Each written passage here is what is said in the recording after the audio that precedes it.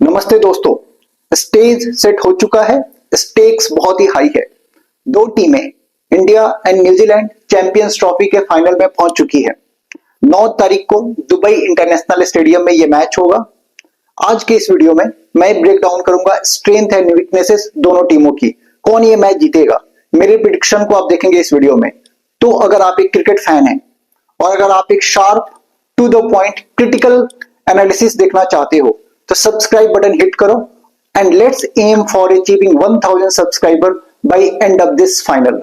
So guys, stay connected. We are going to watch a deep analysis of this final match in this video. अब बात करते हैं India की strength की। इस मैच में जो इंडिया का स्ट्रेंथ है वो है इंडिया की बैटिंग लाइनअप।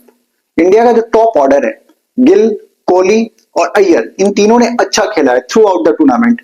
रोहित को भी अच्छा स्टार्ट मिला बट उसको कुछ मैचेस में कैरी नहीं कर पाए वो। अगला इंडिया का स्ट्रेंथ है spin bowling attack. India 4 spinners के साथ ये मैच खेलेगा। फिर से दुबई की जो पिच है वो स्पिनर्स को सपोर्ट करती है।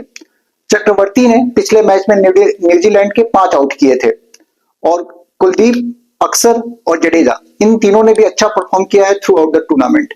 तो ये इंडिया के लिए तुरुप का है स्पिन बॉलिंग।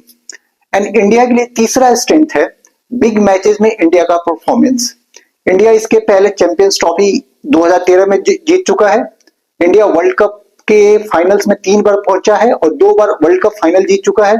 तो ये इंडिया के स्ट्रेंथ है। इंडिया की जो वीकनेस है फाइनल मैच के लिए, तो वो एक मैं बोल सकता हूं कि टॉप बॉलिंग के अगेंस्ट में जो वल्नरेबिलिटी है टॉप बैटिंग ऑर्डर का। न्यूजीलैंड ने पिछले मैच में 30 पे 3 आउट किए थे और हेनरी ने 5 विकेट लिए थे।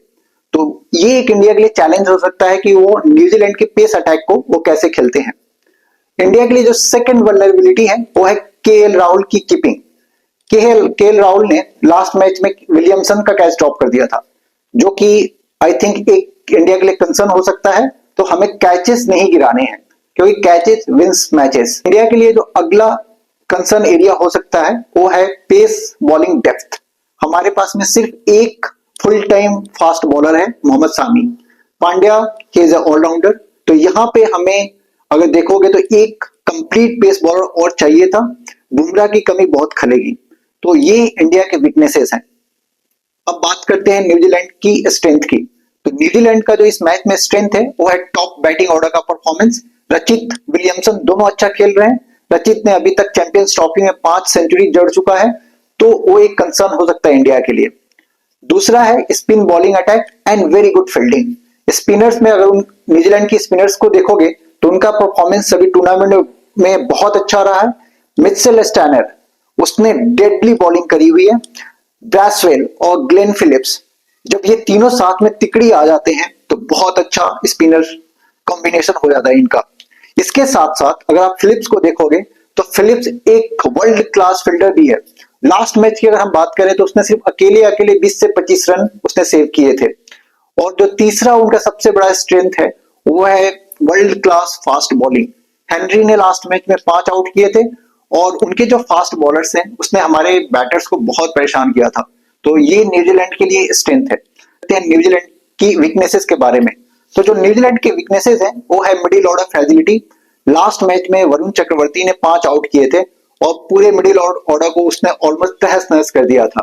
जो दूसरा वीकनेस है न्यूजीलैंड का वो है डेथ बॉलिंग कंसर्न्स। अगर मैं ट्रेंट बोल्ट की बात करूं तो उसके अगेंस्ट में पांड्या ने अच्छा खासा स्कोर किया था। तो वो एक कंसर्न हो सकता है डेथ बॉलिंग ओवर्स में कैसे वो अगले मैच में बॉल करते हैं।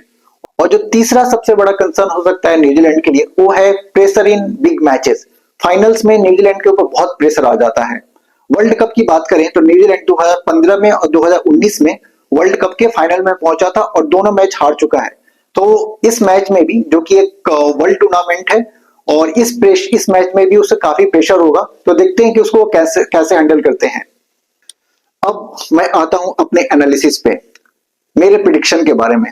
अगर मैं प्रिडिक्ट करूं कि किसके चांसेस जीतने के, तो हेड टू हेड अगर मैं कंपेयर करूं तो मैं इंडिया को यहाँ पे 60% चांसेस दूंगा, न्यूजीलैंड को 40 दूंगा।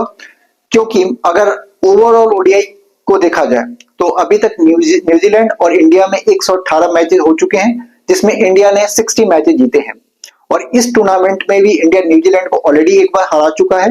तो यहाँ पे इंडिया को थोड़ा एज है, तो इसलिए मैं इंडिया को यहाँ पे 60% चांसेस देता हूँ और न्यूजीलैंड को 40। अगर फॉर्म की बात की जाए तो इंडिया का फॉर्म इस टूर्नामेंट में सुपरलेटिव रहा है। इंडिया ने अपने सारे मैचेस जीते हैं।